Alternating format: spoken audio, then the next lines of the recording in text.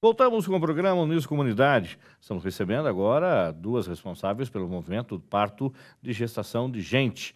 A Ariane Chibal, que estava conosco no bloco anterior, e agora a Érica Guimarães. A Érica teve 2 partos domiciliares e ela vai falar dessa experiência do movimento, dessa experiência de vida que ela teve. Érica, como de praxe, a gente quer conhecer um pouco mais o nosso entrevistado, ele falasse um pouco da sua formação e como é que foi ter conhecido o movimento e ter tido essa opção de fazer o parto domiciliar. Bom, eu sou bióloga, eu sempre trabalhei na área de conservação ambiental. Quando eu fiquei grávida do meu primeiro filho, eu morava em São Paulo. E a única informação que eu tinha era sobre o que é doula. Por acaso, eu tinha tido uma amiga antes de mim que tinha ficado grávida e me falou sobre a presença da doula no parto, etc. Não tinha muita informação. Eu fui atrás de informação, descobri um grupo de apoio em São Paulo. Comecei a frequentar esse grupo e aí um mundo novo se abriu para mim, porque eu nasci de cesariana, eu sou a 4ª cesariana da minha mãe. À minha volta, todas as mulheres não pariram, todo mundo teve cesárea, ou porque o bebê era grande ou pequeno, não tinha passagem, ou o mito do cordão, enfim.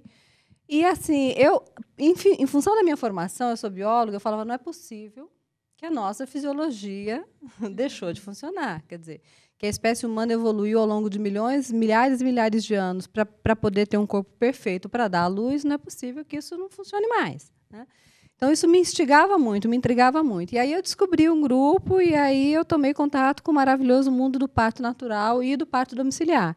Quando eu tomei contato com um médico que acompanhava partos domiciliares em São Paulo, eu virei para o meu companheiro e falei, bom, isso não é para mim, né? Acho que ter um filho em casa é demais para mim. Eu nunca pari, eu não sei como é, eu não sei como eu vou lidar com a dor, com os meus medos, então vamos devagar com isso, etc. E aí nós continuamos frequentando o grupo, tendo informação, etc. E, assim, a minha trajetória, o que eu acho que foi incrível na minha experiência, na minha trajetória, é que, à medida em que eu fui tendo informação, os mitos foram sendo derrubados, eu fui me sentindo muito confiante, muito segura, e eu comecei a perceber que, na verdade, assim, a cesariana agendada, que 80%, 90% que as minhas amigas estavam fazendo, era muito mais arriscada do que ter um parto em casa. Porque, quando a gente falava em parir em casa, eu e meu marido, a gente fala que a gente fugia do medo dos outros. A gente tinha informação, mas todo mundo à minha volta falava, você é louca, isso é uma irresponsabilidade, é perigoso, é arriscado. Só que quando você vai lendo, eu cheguei para a minha médica e falei, quantos partos você acompanha? Ela, X. Quantos partos naturais você acompanha? Ela, 90%. Eu falei, se eu chegar aqui e falar para você, eu quero uma cesárea, ela vai falar, eu não faço, eu vou te mandar para outro médico, porque eu só vou fazer uma cesariana em você se for realmente uma indicação clínica, se for necessária. E aí eu perguntei quantos partos são em casa. Ela, 30% das mulheres querem ter parto em casa, à época. Eu falei, quantos são removidos para o hospital? Isso, há quanto tempo isso? 5 anos. Meu filho tem 5 anos. E aí eu falei, e desses partos que foram planejados para acontecer em casa, quantos terminaram no hospital? E aí ela falou, Érica, uma taxa muito pequena, sei lá, 8% desses partos, porque as mulheres têm uma necessidade de analgesia, de anestesia, porque a dor chegou no limiar que elas não toleram, então elas preferem ir para o hospital, porque no hospital existe esse recurso. Então, com base nesses números, eu pensei, bom, então não é aquela coisa perigosíssima que acontece, o imprevisto, você precisa... Claro que esses casos acontecem, né? Para você ter um parto em casa, você precisa primeiro ser uma gestante de baixo risco, ter um pré-natal seguro, tranquilo, e ter uma equipe preparada para atender um parto em casa. Então, quando você tem todo esse conjunto, você está cercado, e você tem que ter um plano B, que é para que hospital você vai caso seja necessária uma remoção. Quando você tem esse conjunto de cuidados, você está tomando uma atitude que é segura, né? Outros países no mundo oferecem, inclusive, o parto em casa pelo SUS. No Brasil é que existe esse medo, que existe esse... Então, assim, essas informações foram fundamentais para a minha escolha. E aí, a partir da minha experiência com o grupo, eu falei, bom, eu quero que outras mulheres tenham a oportunidade de vivenciar isso.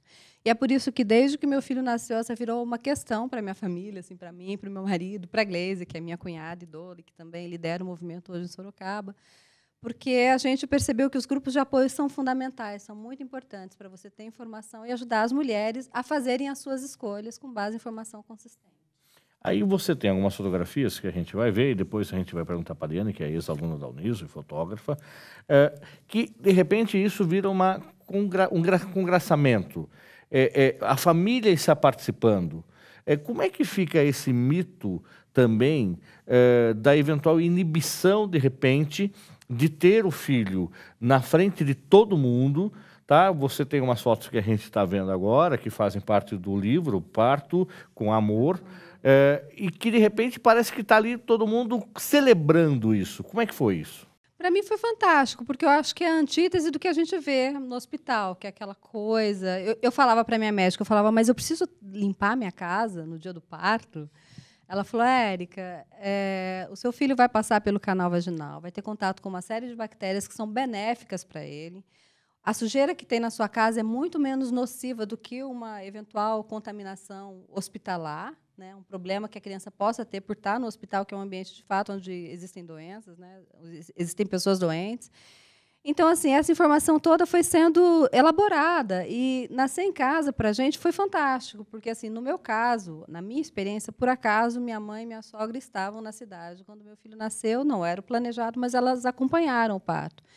Eu acho que foi uma cura, assim, foi um momento incrível que por acaso elas estavam lá, e foi lindo elas terem estado lá, isso não me inibiu, pelo contrário, elas tinham essa sensibilidade, essa preocupação. Eu falei, fiquem à vontade, porque eu estou muito segura na presença de vocês. Mas essa foi a minha experiência. Eu acho que cada pessoa, cada família lida com isso de uma forma. Tem mulheres que preferem realmente estarem reclusas, estarem num ambiente com pouca iluminação, com pouca intervenção, porque isso, inclusive, tem a ver com os hormônios que estão atuando no momento do trabalho de parto, né?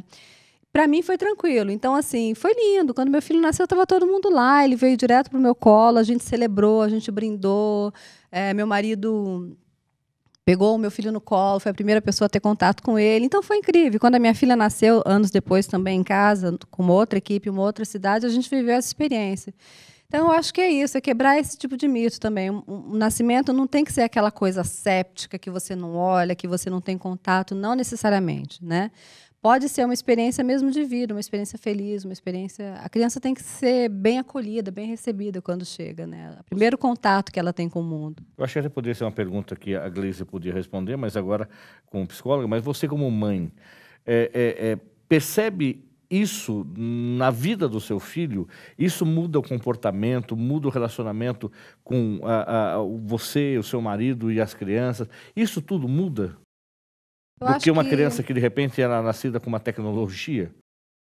Eu tive a experiência de ter tido 2 filhos de parto natural em casa. Então, para mim, foi muito especial. Eu acho que isso tudo é muito sutil, né? Eu não posso aqui dizer que uma criança que nasce de uma cesariana vai ter uma experiência ruim de vínculo com a mãe e com o pai. Eu não acho que não se trata disso. Mas eu acho que você tem, sim, uma grande oportunidade de estabelecer vínculo, que é super importante, assim. E existem, inclusive, estudos que demonstram isso, que o primeiro contato que a criança tem, quando ela nasce, ela vem para o colo da mãe, que a coisa do vínculo, da amamentação, isso tudo é favorecido por esse encontro pele a pele, porque a criança, o cheiro, a temperatura, tudo isso no colo da mãe, isso é fundamental para que a criança realmente tenha o seu primeiro sopro de vida, né, digamos assim.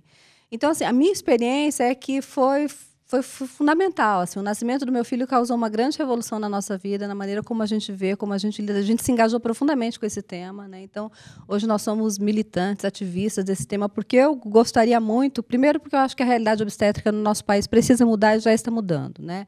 De quando o meu primeiro filho nasceu para cá, muita coisa aconteceu, muitas políticas públicas foram desenhadas em função da militância de mulheres, de famílias, de grupos como o nosso, que existem centenas pelo Brasil afora.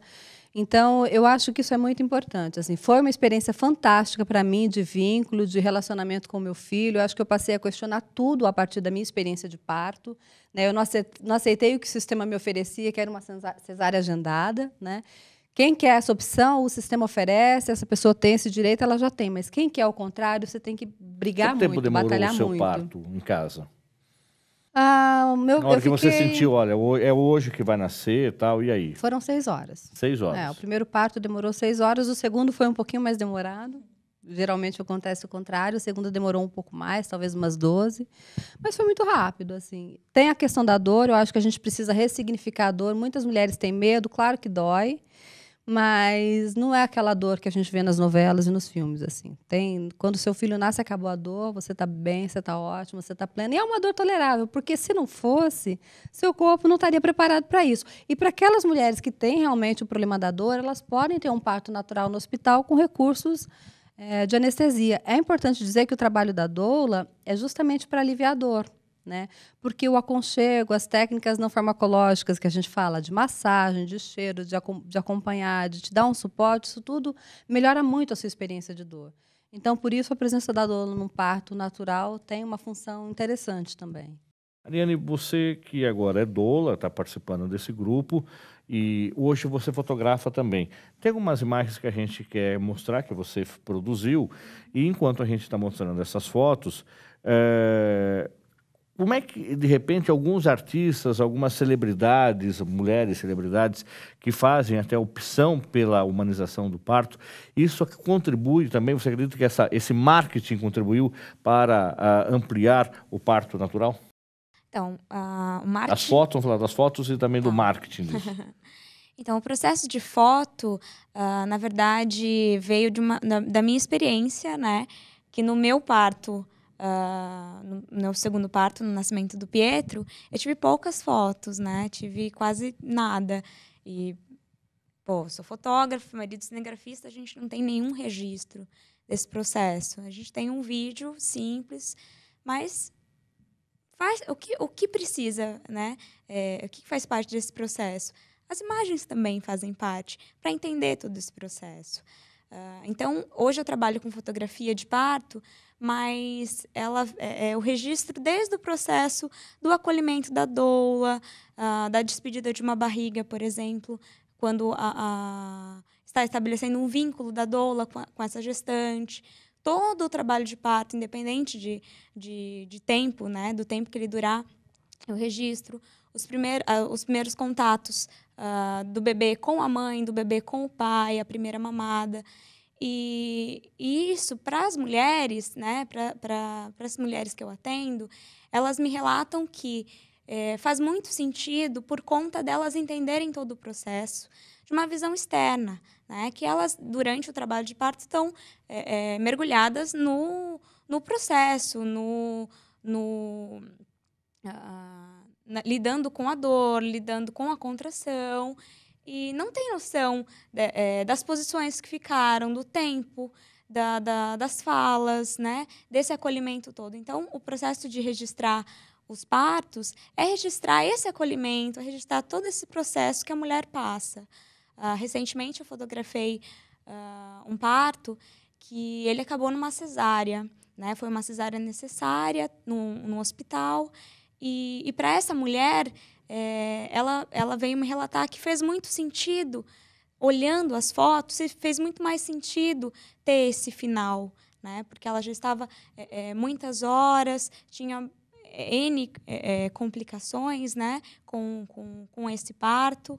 Ela tentou todas as posições possíveis, todos os recursos possíveis e acabou numa cesárea necessária. E mesmo assim, para ela, aquele parto fez sentido. Então, eu fico muito feliz quando as imagens, né, que eu registro desses partos faz sentido para essa mulher, porque não é um simples registro para a gente ter foto, que nem a gente tem as fotos, os registros de casamento, fotos posadas, fotos elaboradas, produzidas. O parto ele está ali, ele está acontecendo, ele tem a sua suavidade. Então, o registro do poder registrar essa suavidade é fantástico. Estar presente no nascimento dessa criança, registrar ele nascendo é fantástico, assim. É um presente que os pais eles me dão e eu posso retribuir, né, nessas imagens. E essa participação dessas ativistas não, desses celebridades acaba aumentando? Então, tem os dois lados, né? Porque tem muito mais celebridade que marca a sua cesárea, né? E discorda de tudo que a gente tá lutando. Então, tem esse marketing negativo, né? Porque o número de celebridades que optam pela cesárea eletiva é muito maior.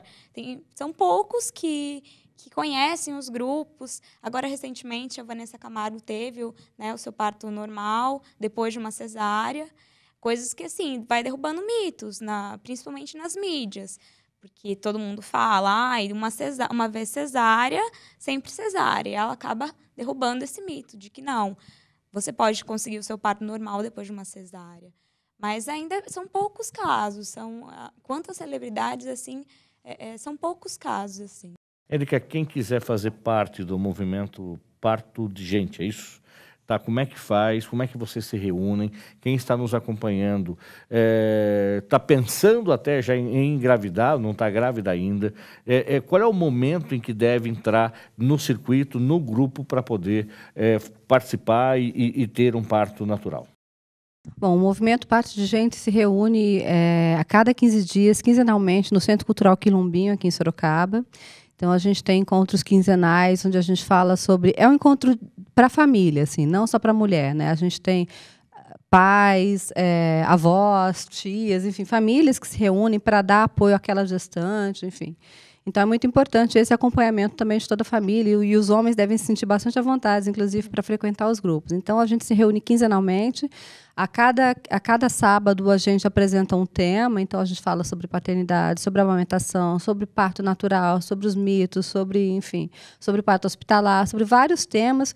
E é um encontro interessante. Em geral, a gente tem uma profissional de saúde ou uma doula que está acompanhando, que está liderando a discussão, mas é uma troca entre pessoas, entre mulheres, das experiências de cada um. É um momento também muito importante que a gente pode elaborar as nossas experiências. Então, quando você relata o seu parto, você elabora aquilo que você vivenciou, você troca experiência com outras pessoas. Na minha experiência, assim, os grupos foram decisivos, foram determinantes para que eu pudesse tomar minha decisão, me sentir amparada, acolhida e encontrar os profissionais que pudessem prestar o tipo de atendimento que eu precisava. Eu acho que quem está grávida, no momento que você descobre, assim, já é o momento de estar no grupo, mesmo quem está elaborando. Existem mulheres que frequentam um grupo que ainda Sim. não estão grávidas, mas que estão interessadas pelo tema, que já querem começar a se informar, então esse é o momento. Os nossos encontros acontecem quinzenalmente aos sábados, às 9 da manhã, no Centro Cultural Quilombinho. Aí a agenda está no site partodegente.com.br. Vocês têm um Face também? Temos no Face, estamos no O Face. mesmo nome no Face? Sim, Parto de Gente, Movimento Parto de Gente. E no Face também a gente tem um grupo que ele é privado, por conta até de relatos, de perguntas que as mães podem estar fazendo, né? Muitas vezes vai contra a família critica algumas coisas, então a gente deixa esse grupo mais fechado, por conta que você pode publicar suas questões, seus vídeos, fotos, N coisas. E o grupo cobra alguma coisa para fazer parte, para participar? Como é que funciona? Não, a gente pede uma contribuição voluntária para o Quilombinho, 1 quilo de alimento a cada encontro, mas Tá, o grupo é que é a gratuito. Associação do Quilombinho de Sorocaba, é uma entidade cultural que funciona na Vila Leão, não é isso? Exatamente. E aí, quem quiser participar, basta chegar. Não precisa fazer um agendamento prévio, Não. ligar, avisando, entrar no site. Não precisa. Não, a gente sempre solta os eventos pelas redes sociais, né? Que é a nossa principal via de divulgação, que é o boca a boca, é entre pessoas, é por indicação. Mas não tem que confirmar a presença no evento. Em média, quantas nada. pessoas participam? Acho que em média umas 20 pessoas por encontro. E qual é a expectativa, Érica, daqui para frente com esse movimento?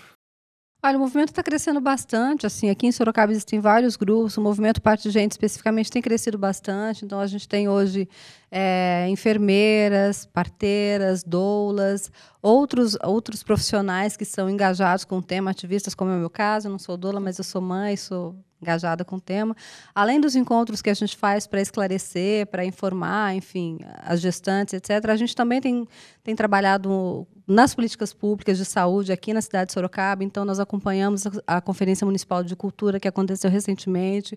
Conseguimos inserir o tema do parto humanizado como uma pauta da conferência. Então, agora é uma obrigação que o município tenha que oferecer esse tipo de serviço para as cidadãs sorocabanas.